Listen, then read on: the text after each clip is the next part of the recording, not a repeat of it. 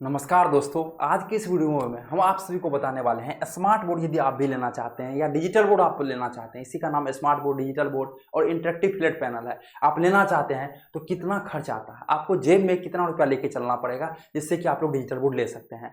सबसे पहले हम लोग बात करने वाले हैं डिजिटल बोर्ड कितना रुपया हम देता है।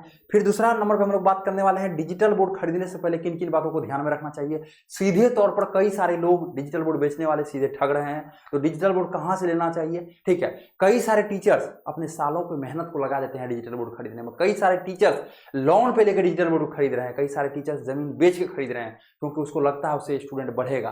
तो क्या आपको डिजिटल बोर्ड लेना चाहिए, ठीक है, कहाँ से लेना चाहिए, ठीक है, और डिजिटल बोर्ड लेने से पहले किन किन बातों को ध्यान में रखना चाहिए, कौन सा साइज का डिजिटल बोर्ड लेना चाहिए, मतलब डिजिटल बोर्ड के बारे में सारा जानकारी आप सभी को A to Z जानकारी इस वीडियो में बताने वाले हैं। मेरा नाम है गंधर्व वत्स और हम है क्रिएटर्स माइंड टीम से। हम लोग कई वर्षों से टीचर्स को हेल्प कर रहे हैं ऑनलाइन आने में। यदि आपका भी सपना है ऑनलाइन पढ़ाने का, यूट्यूब पे पढ़ाने का, फेसबुक पे पढ़ाने का, अपना खुद का एक एप्लीकेशन में पढ़ाने का, हम लोग टीचर्स को स्मार्ट क्लास सेटअप, ऐप बना के, वेबसाइट बना के, साथ ही साथ यूट्यूब के बारे में नोट्स बना के यूट्यूब को कैसे ग्रो करना, सारा चीज़ बताते हैं। मतलब एक ही जगह पे आपको सारा चीज़ यहाँ पे मिल जाएगा। क्या है, एक जगह है, यहाँ पे आपको सारा सामान मिलेगा। ठीक है, क्या चीज़ के लिए, टीचर्स हैं आप, स्कूल चलाते हैं, इंस्टीट्यूट चलाते हैं, तो यह जो है आप सभी के लिए बेहतरीन होने वाला है। तो आप क्या कीजिए, इस नंबर को सेव कर लीजिए। किस नंबर को, यहाँ पे लिखा जा रहा है, आप इस नंबर को सेव कर लीजिए, 9973725719। इस नंबर को आप लोग सेव कर लीजिए। किस नाम से सेव करना है सर, क्रिएटर्स माइंड। किस नाम से सेव करना है आपको,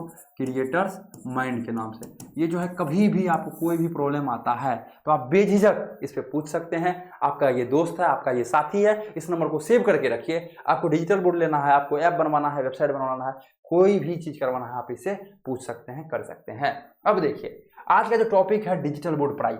देखिए दोस्त, कोई भी चीज़ प्राइस जो है ना बहुत सारा फैक्टर पर डिपेंड करता है। ठीक है, सपोज दैट आप जो पढ़ा रहे हैं, आपका मंथली, आप जो पैसा ले रहे हैं मंथली ले रहे होंगे, कई सारे टीचर्स ईयरली रहे होंगे, तो बहुत सारी चीज़ पर डिपेंड करता है। सबसे पहले कौन सब्जेक्ट आप पढ़ा रहे हैं, दूसरा कहाँ पढ़ा रहे हैं। यदि गांव में पढ़ा रहे हैं तो आपको कम लेना पड़ेगा, शहर में पढ़ा रहे हैं तो ज़्यादा लेना पड़ेगा। किस एग्जाम के लिए पढ़ा रहे हैं, तो यदि आप जेईई मेंस, नीट, IIT वगैरह के लिए पढ़ा रहे हैं तो आप ज़्यादा ले रहे होंगे। ठीक है, UPSC BPSC वगैरह के लिए पढ़ा रहे होंगे तो ज़्यादा ले रहे होंगे। यदि आप बोर्ड एग्जाम के लिए पढ़ा रहे होंगे तो कम ले रहे होंगे। तो ये सारा चीज़ें, तो प्राइस किस पे फैक्टर करता है, बहुत सारा फैक्टर पर किया। आप किस एग्जाम को पढ़ा रहे हैं, ठीक है, आपका कोचिंग कहाँ पे है, गांव में है या शहर में है, ठीक है, तो बहुत सारा चीज पे फैक्टर करता है। तो उसी टाइप से डिजिटल बोर्ड का प्राइस जो है ना दोस्त, बहुत सारा चीजों पे फैक्टर करता है। तो हम लोग समझते हैं पहले अच्छे तरीके से, स्टेप बाय स्टेप। पहला फैक्टर है, सबसे पहला फैक्टर है वेंडर। सबसे पहला फैक्टर, वेंडर मतलब क्या होता है दोस्त, हमसे आप पूछिएगा वेंडर मतलब क्या होता है सर। देखिए वेंडर मतलब होता है विक्रेता, जिससे आप डिजिटल बोर्ड खरीदने वाले हैं। ठीक है, अब देखिए वेंडर जो है डिजिटल बोर्ड जो बेच रहा है, इसमें 3 चीज हम लोग बताते हैं मुख्य जानने। ये इसी पे आपका सब काम है, ये जो सब जो गेम है ना इसी पे है। ठीक है, वेंडर पे ही। अब वेंडर आपका अच्छा मिला तो आपको सर्विस अच्छा मिलेगा, सर्विस अच्छा मिला तो आपका कंपनी ग्रो करेगा, आपको मोटिवेशन मिलेगा। ठीक है, तो आप आगे भी काम करने में सही लगेगा। कई सारे टीचर डिजिटल बोर्ड लेके सीधे फंस गए हैं, अब उसको पता ही नहीं चल पड़ा कैसे, क्योंकि वेंडर ऐसा था, उसको टीम ही नहीं।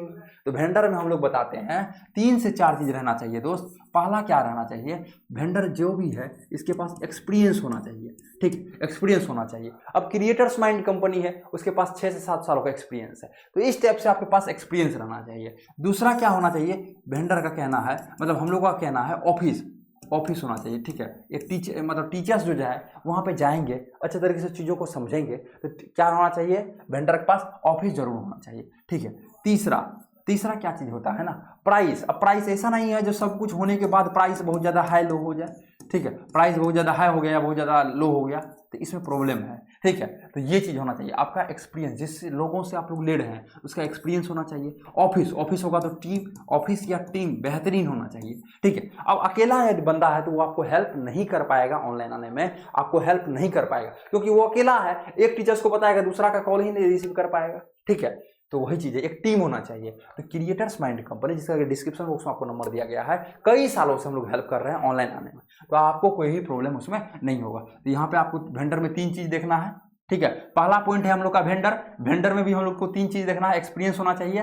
ठीक है, ऑफिस उसका आप लोग विजिट कर लीजिएगा बात, क्योंकि ये जो है चीज़ें हैं ना ये जब तक कि आप लोग विजिट नहीं कीजिएगा अगर ऑफिस, चीज़ों को समझ में नहीं मतलब आप समझ नहीं पाइएगा चीज़ों को अच्छे तरीके से, तो ऑफिस आप लोग को जरूर विजिट करना है। प्राइस को आप लोग देख लीजिएगा, ऐसा ना जो बहुत ज़्यादा ले रहा हो प्राइस, ऐसा ना जो खराब कंपनी पकड़ा के बहुत ज़्यादा लो कर रहा हो। तो सबसे पहला आपको वेंडर हो गया। अब देखिए दूसरा क्या हो गया ना, दूसरा पॉइंट जो है ये आपका हो गया ये क्या चीज़ हो गया आपका, कंपनी। ठीक है, दूसरा पॉइंट क्या हो गया आपका, कंपनी। ये कौन सा कंपनी का लिए सर, तो मार्केट में हम लोग कई सालों से बताते ही आ रहे हैं, मार्केट में कंपनी तो दोस्त बहुत सारा है। कंपनी मार्केट में अभी भी बात की जाए तो 100+ कंपनी है मार्केट में। क्या है, 100+ कंपनी है मार्केट में। लेकिन आपको समझना पड़ेगा दोस्त, सिर्फ 10 कंपनी, कितना, सिर्फ 10 कंपनी ही बेहतर प्रोडक्ट, बेहतर सर्विस, बेहतर क्वालिटी जो है, मतलब क्वालिटी जो है, बेहतर क्वालिटी प्रोवाइड करता है। ये कौन सा 10 कंपनी है सर, देखिए हमेशा क्या है ना, ऑलवेज ये क्या होता है, चेंज होते रहता है। ऐसा नहीं है कोई फिक्स है जी ये 10 कंपनी बेहतर है। जो बढ़िया काम करेगा वो बेहतर कहलाएगा, वो क्या है, वो बेहतर कहलाएगा। तो वही चीज़ है, 10 जो कंपनी है ये चेंज होते रहेगा। तो आप हमें कॉल करके आसानी से पूछ सकते हैं कौन सा कंपनी बेहतर है। तो सबसे पहले हम लोग क्या समझे, vendor, digital board price vendor पे डिपेंड करता है, कौन सा कंपनी का ले रहे हैं इस पर डिपेंड करता है। अब हम लोग तीसरा पॉइंट पे आते हैं। ठीक है, तीसरा पॉइंट अब है आपका, तीसरा पॉइंट साइज। क्या है, साइज। तो साइज पे भी डिपेंड करता है, सर कौन सा साइज का ले। अब देखिए मार्केट में यदि बात की जाए तो बहुत सारा साइज का आ गया है। ठीक है, पहला तो है 65, फिर दूसरा आपका आता है 75, ठीक है, फिर तीसरा आपका आता है 86, आने का 55 इंच का भी आता है, 98 का भी आता है। 55 बहुत छोटा हो जाता है, 98 बहुत बड़ा हो जाता है।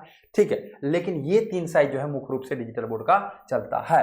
अब देखिए 65 इंच की यदि बात की जाए, ये किसके लिए है, यदि आप ऑफलाइन पढ़ाते हैं तो आपके लिए है, यदि आप ऑनलाइन पढ़ाते हैं तो आपके लिए है। लेकिन यदि आप ऑफलाइन में 30 to 40 बच्चे को गाइड कर रहे हैं, पढ़ा रहे हैं, तो आपके लिए ये है। ऑफलाइन में 30 to 40, या ऑनलाइन में यदि आप छोटा सब्जेक्ट जैसे कि MCQ क्वेश्चन वगैरह करवाते हैं या इंग्लिश वगैरह पढ़ाते हैं तो आपके लिए ये 65 इंच का भी चलेगा।